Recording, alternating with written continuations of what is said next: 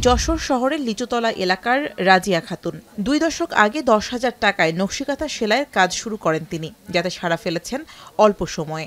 বর্তমানে sari, 3 piece, bedsheet পাইকারিভাবে কিনে এনে নকশি ও ফুলের কাজ করে বিক্রি করছেন তিনি। পাশাপাশি দিয়েছেন দোকানও, যেখানে শুধু তার একার নয়, কর্মসংস্থান হয়েছে অনেক মানুষের। এমনকি পরিশ্রমের স্বীকৃতি স্বরূপ পেয়েছেন সম্মাননাও। আপনার হস্তশিল্প ট্রেনিং, তারপরে আছে দর্জি বিজ্ঞানের ট্রেনিং, বিভিন্ন ট্রেনিং পেয়েছি।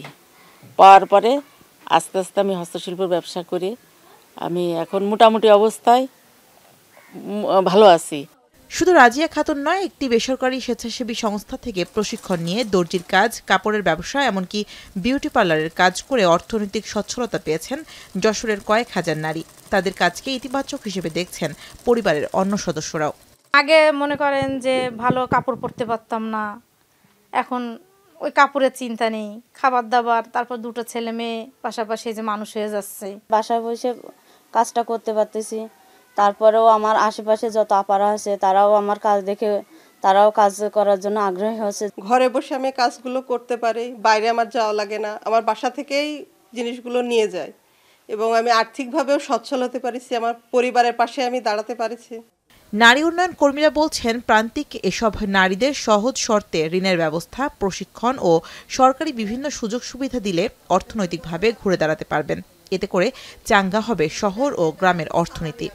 ব্যাংক ঋণের ক্ষেত্রে যে ধরনের প্রতিবন্ধকতা আছে, বিশেষ করে বিভিন্ন ধরনের গ্যারান্টার হইতে হয়, বিভিন্ন ধরনের শর্ত পূরণ করতে হয়, সেই জায়গাগুলো যদি আরেকটু শিথিল হয় এদের জন্য, তাহলে এদের ব্যাংক লোন পাওয়ার ক্ষেত্রে আরও সুবিধা হবে। তো এখানে যদি সরকার এগিয়ে আসে এবং বিনা সুদে যদি তাদেরকে সাপোর্ট দেয়, অর্থনৈতিক সাপোর্টটা দেয়, তাহলে কিন্তু তারা যে কাজটা করছে ওই কাজটা থেকে আরও বেশি বৃহত্তর পরিসরে তারা কিন্তু এগিয়ে যেতে পারবে। যে প্রশিক্ষিত হয়ে তারা যে শিক্ষিত হচ্ছে, কর্মমুখী হচ্ছে এবং উদ্যোগী হয়ে নিজেরা বিভিন্ন ধরনের হস্তশিল্প সহ অন্যান্য কর্মকাণ্ড প্রশিক্ষিত হয়ে দেশকে এগিয়ে রাখার জন্য তারা কিন্তু সহায়ক ভূমিকা পালন করে আসছে।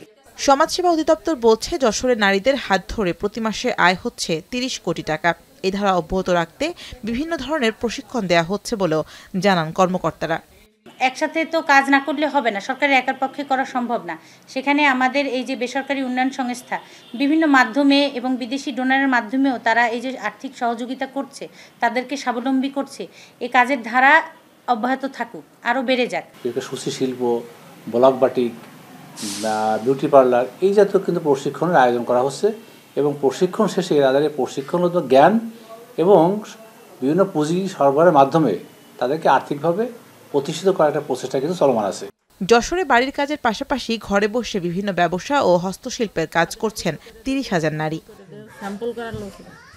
এখন যশোর শিয়া বাটার ও ভিটামিন ই সমৃদ্ধ lily glam beauty soap. Lily, always beautiful.